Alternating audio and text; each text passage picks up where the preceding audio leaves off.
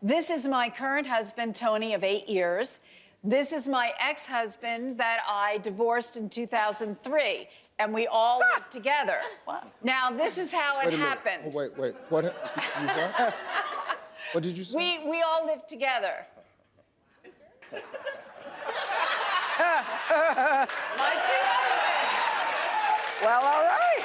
So this is not a sister wives, you know, No, I'm confused. So how this transpired was Vernon and I had a dog together. We co-parented a dog that we adored, Beau Blue. And when I married Tony. That's a problem right there. Oh, Vernon! When I married Tony, yes, Vernon would come and walk the dog like several times a week and even walk our dog too, right? So before I knew it, we gave him a key, let him come and go as he wanted. We trusted him. We've always been friends. It was an amicable divorce.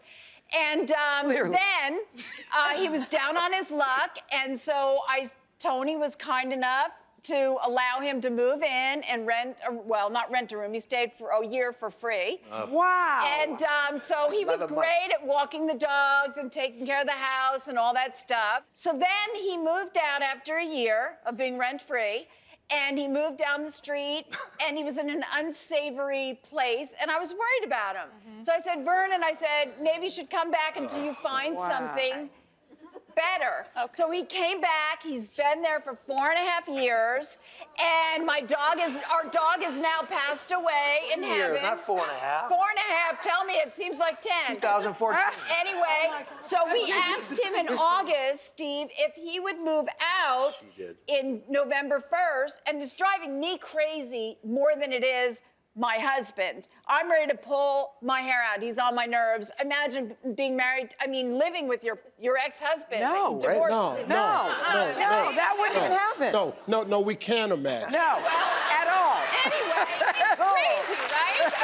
But he's a macho Latino, and he's a gentle giant. And he's not threatened at all by him, and he knows we are way over. Can I say something? Yeah. I haven't. Yeah.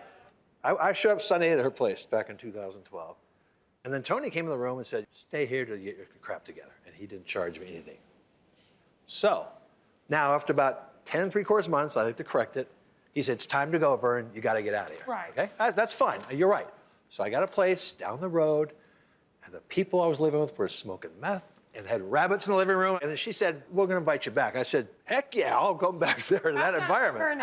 It was all temporary. It was all based on temporary. But she has mentioned about me, but he hasn't stepped up and said, I had this discussion with Tony, like, I don't listen to her, okay? Because we don't listen to each other, but we're all friends. So You don't listen to her. I don't listen to her. And it's her house. As far as us. Okay. Well, he doesn't either. Y'all got to be kidding me. Right? This really can't be real. It is. No, this can't possibly be real. It is. Tony want him out, you want him out, Right. and Vernon done said, I need to get out. Right. We all in agreement, but ain't nobody left yet. What I don't understand. Get out. Tony, Get him to leave, please. he's disrespecting your wife right in front of First you. of all, my wife will say one day, do you think we should have him go? And then the next day she goes, I can't stand him, he's got to leave. So she tells me different things all the time. I just clowned her a little bit, but I want him to go. I want him to stay. Look, I could kick him out tomorrow. Do it. Yes. Yes.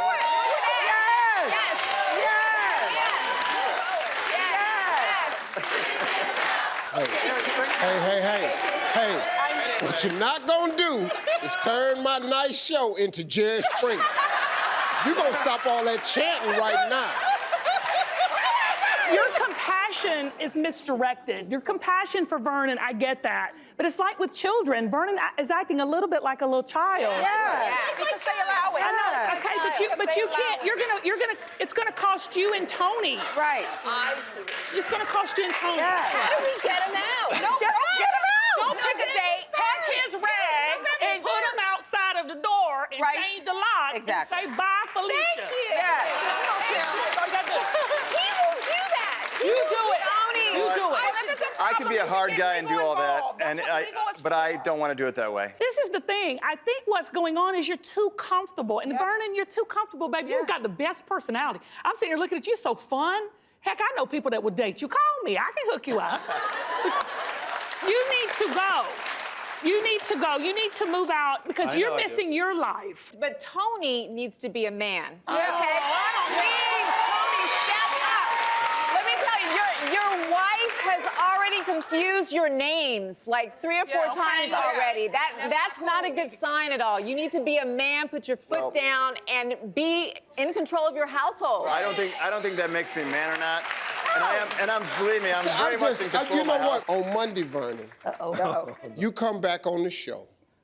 I'm gonna let you play Harvey's Hundreds. You could win up to $1,000. Yes! We're gonna solve this problem. Yeah. I'm gonna go on and sit back down because Vernon, you gotta go. You come back, Vernon, play Harvey's Hundreds. Thank you, Tony, Deidre, and Vernon. Vernon, I'm gonna see you Monday, Vernon. You're a nice guy, Tony. You're a nice guy. I have a bratty 14-year-old daughter. She will get what she wants when she wants it. And I try not to let her have fast food. But if I don't give her the fast food, she says that I'm starving her. And I try to cook healthy all the time, but she wants the fast food. Okay. Had I stopped her from wanting the fast food and eating the healthy stuff? She's 14. Yeah. Starve her. Okay.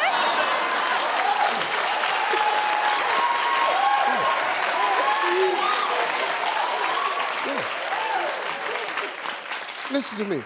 No 14-year-old should be running nothing at your house. Yeah, true. You are the ultimate authority. She don't work. No. She don't drive. No. You try to cook healthy for her, she want to eat fast food. Yes. In order to eat the fast food, you got to buy the fast food. That's my fault. I give in to her when she starts throwing a temper tantrum. Oh, we can fix that. See, my father told us at a very early age, he said, listen to me, son, wherever you show out, that's where you get worked out. So now, if you want to show out in aisle number 8, then aisle number 8 it is. We're gonna need a cleanup on aisle number 8. My father was serious business. I couldn't, don't allow your child to be bratty. They're bratty because we give in. Yeah. Because you don't want the tantrum, it's embarrassing. But, her tantrum and your tantrum, 2 different tantrums. Okay. See, my son one time, Winton, he's 21 now. I sent him to this daycare called Creme de la Creme. And I'd raised my sons with discipline like I was raised. So he went to a little school with these little kids, these little rich kids, and all of a sudden, I told him to do something, and out of nowhere, he just plopped down in the floor, starts kicking his leg. Ah! Ah! And it threw me off. Because my son, 5, he had never done that. I told you to do something. He plopped in the floor, started kicking his legs and hollering at the top of his lungs. I figure he done picked this up at the daycare. So I got out in the floor with him.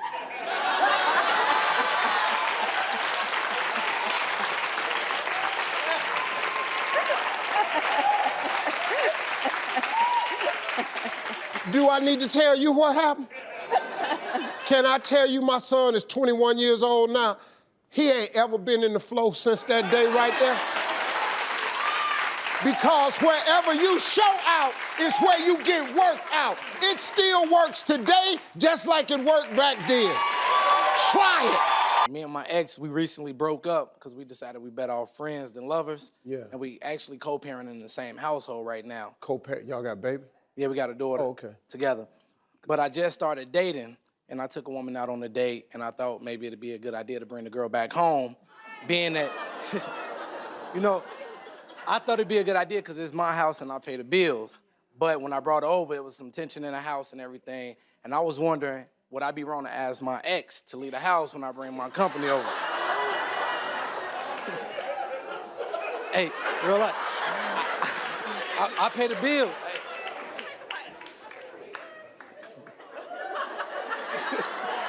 I need your help, Steve. I need your help. You got to be neat.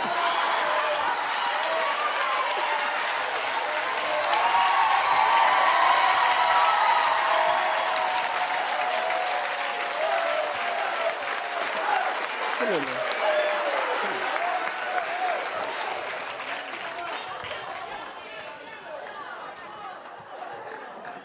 What's your name, man? Tavell? Yeah. How old are you, Tavell? 30. Oh, yeah. 30 years old. 30 years old. Just dumb as a doorknob. Okay. Stand right here.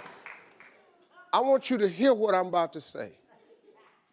I'm dating a woman that I live with, that I done had a baby with, that we continue to live in the same house. I have decided to start dating again, so I take a woman out and I bring her to the house, and it's a little tension in the damn house.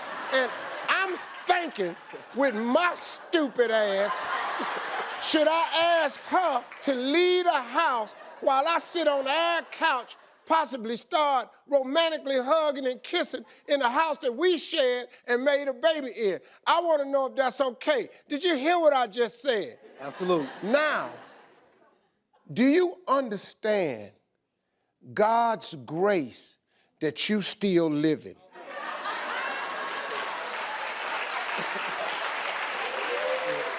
Because let me tell you something, Tavell. You see all these grown women in here? What would have happened if you'd have brought that woman to their house? That would have been yellow tape all around your house.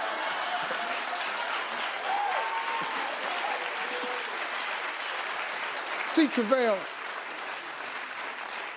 and because I have been younger before, I'm double your age, I'll be 60. I've done some stupid things. Never this damn stupid.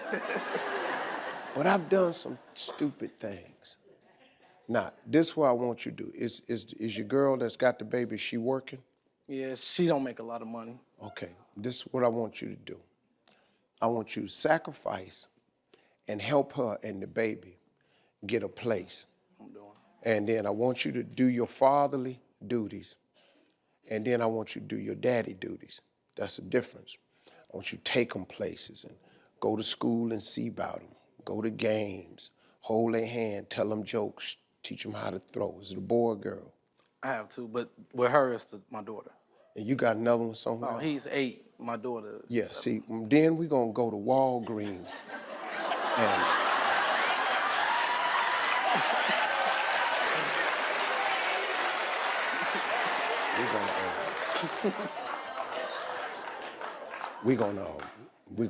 we're gonna buy some raincoats.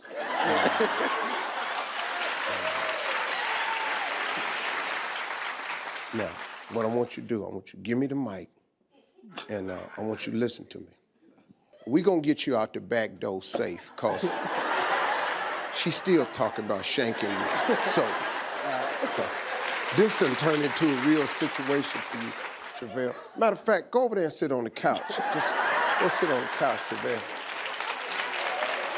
I've been single for going on 8 years now, and I've been known as a quirky, eccentric kind of person. You quirky? Quirky, sure. Yeah. Oh, okay. So, you know, from personal life to, you know, my fashion sense and all that, which is my normal attire. But ever since I have had a driver's license, I've owned a very unique car as my own personal driving car. I've always owned a funeral hearse. Oh, okay. Yeah, it's a Cadillac, and it's not really good in the dating life, especially not in like first dates and stuff. You know, picking them up in my Cadillac hearse. I try to drop the hearse part first, and I just say, yeah, I drive a Cadillac. Well, so what you tell them? You try to tell them it's a station wagon? Yeah. With a lot. Yeah. Little tall for a station wagon, homie. Yeah, with a lot of room in the back. Yeah. Yeah, a lot of room in the back. So it's killing your dating life? Yeah, just a little bit, yeah. You surprised about that? A little bit. I mean, I would go into the car. Do you get some dates It never goes past the first date, but yeah. You want to know why? If you have an idea. Probably cause when she do get in, does she get in the front seat? They do, but there's a passenger I have in the passenger seat already, so I have to move him. I have a skeleton. Oh, you have a skeleton in the car? Yeah. Yeah. Yeah. Yeah. I can't use him for the carpool lane, but he's... So you got a skeleton in the car. I just move him to the back. And you put him in the back when the girl get in. Yeah. What do you think? Let's just talk. Just give me an idea of what you think the next time you pick up could be different to maybe get a different reaction. I could probably be proactive and hide him. Yeah. Maybe. Okay, that's a good start. Now we on to something. Now let's think of one more thing. Let's just try really hard, Cody. Yeah. What you could do when you pick a girl up that might produce a second date. I know where you're going. Well, see, we trying to get you to go there too. I'm not getting rid of it, but I've done one step closer. You're not getting rid of what? One step though. You're not getting rid of what? I'm not getting rid of the hearse. You're gonna be by yourself the rest of your life. Sick of this, man. Couldn't help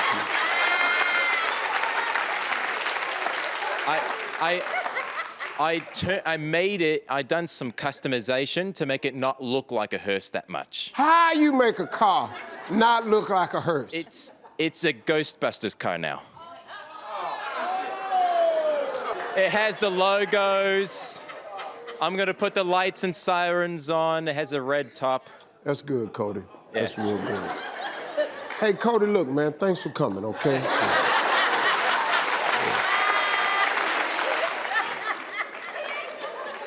You know, all I'm hearing is my mama in my head. Steve, you can't help everybody. That's all. My mama used to tell me that. I didn't understand. Steve, you can't help everybody. You can't help somebody that don't want to help themselves. Now, we need to get rid of the hearse. Everybody in here know that. But now he want to remodel it, paint it. Now, instead of carrying dead people, now we dragging around ghosts in the car. Hey, Cody, I love you, man. Thank you for coming, man. Good luck. I just graduated from Texas Tech University. Woo! And I haven't found a full-time job yet, so I'm back at home living with the parents. Yes, I know. And so I've had some pet peeves living with them. Me, my mom, and my sister love sleeping in on the weekends like normal people. But my dad wakes up so early, like at 6 a.m., and cooks a gourmet breakfast. And so it gets cold every time we wake up, like at noon. And so what can I tell my dad to do for him to wake up later and we can all cook breakfast and eat like normal people?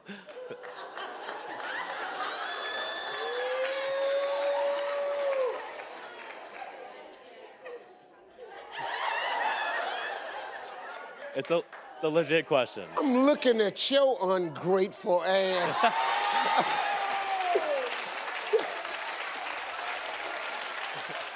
Your daddy gets up in the morning. First of all, he gets up early because he old.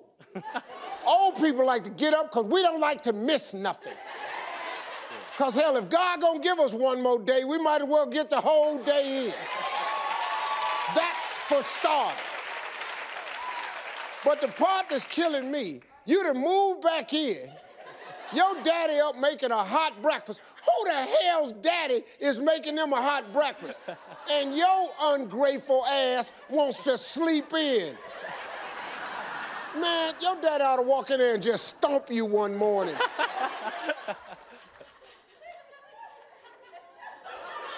I mean, come on. It's not just me. It's just my sister and my mom. No, but you're here. You're the one that's here. Your sister and your mama ain't got a problem with it. It's you, the ungrateful millennial, laying your ass around. Why don't you get up and help your daddy fix breakfast? All right. Possibly.